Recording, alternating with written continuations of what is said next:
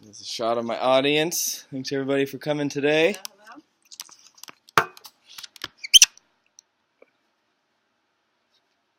My name's Chris Fixeri. I'm here to give you speech number 4 for my oral communications class at Columbus State. My speech today is a commemorative speech of my grandfather. His name is John Edward Fixeri. I'll be referring to him as Ed Fixeri, or my grandfather, throughout this presentation.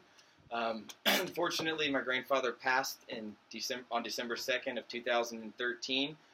Once my grandfather passed, all of the grandchildren wanted a little piece of something they could keep with them forever, and we were allowed to go through his closet and pick out anything we want. I happened to pick out this Notre Dame pullover, which I wear quite often.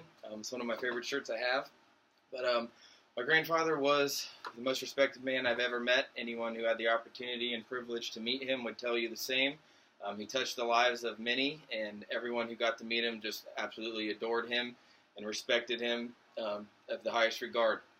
A couple of the aspects of his life I'd like to discuss with you today are his absolute love for education, his passion for business, as well as his admiration for the game of golf. Before I start, I'd like to tell you one of his favorite quotes. Every time he'd go in to see my grandfather and he'd walk in the house, he would say, "How goes it?"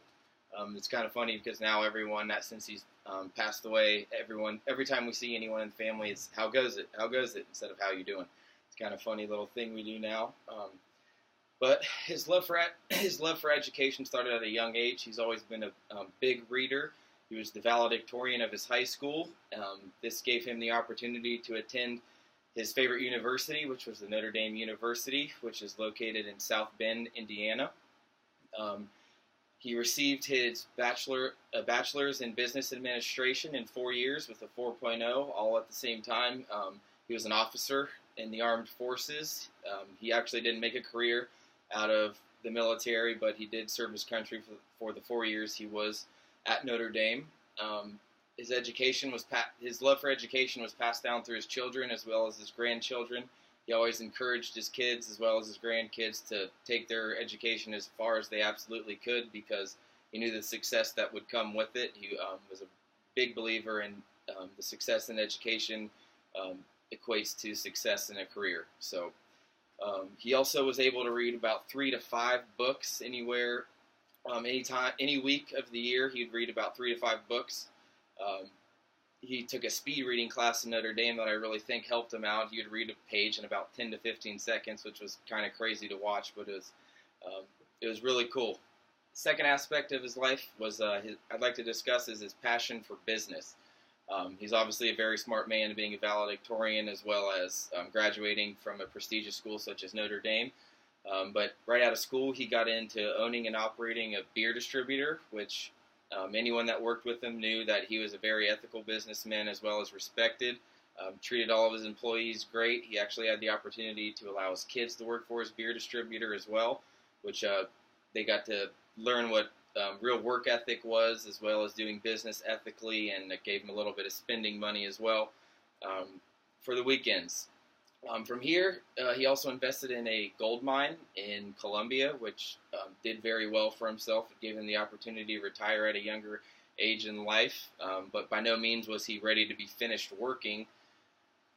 So he decided to do something he was really passionate about, and obviously I've already discussed his passion for education, so he also loved kids as well, and he decided to buy a couple of Goddard schools and owned and operated those. And every time I'd go in to stop by and see how it was going, they were just, the kids called him Mr. Ed, and the kids were hanging all over Mr. Ed, and the parents just really, really loved him too. You could just see how much it really meant to him. He was very enthusiastic about the school and getting these young children into education at an early age. The last aspect I'd like to discuss with you about my grandfather was his love for golf. Anytime he'd go over for a family get-together, my grandfather's sitting there rocking away in his chair with the golf game on. He's also a member of the New Albany Country Club, which is one of the highest regarded country clubs in the state. A couple of my family members are actually members there because of him. He loved the game of golf because you had to have good etiquette on the course, as well as be a courteous member and be respectable to others, as well as the golf course. And he kind of carried all of those traits throughout his life. He he actually had a golf bag that was from Notre Dame, golf covers that was Notre Dame as well. Um, but in conclusion, these three reasons: his love for education, his love for business, and his love for the game of golf are all reasons I thought would be good ways to commemorate his life as well as respect his life as well. Thank you all for listening. Oh, and his second favorite quote, forgot to tell you, I wanted to close with this, is every time he would be leaving, he would also say, "Glad you got to see me." So now everyone in the family, once you got to see each other, everyone goes, "Glad you got to see me." So thank you for your time.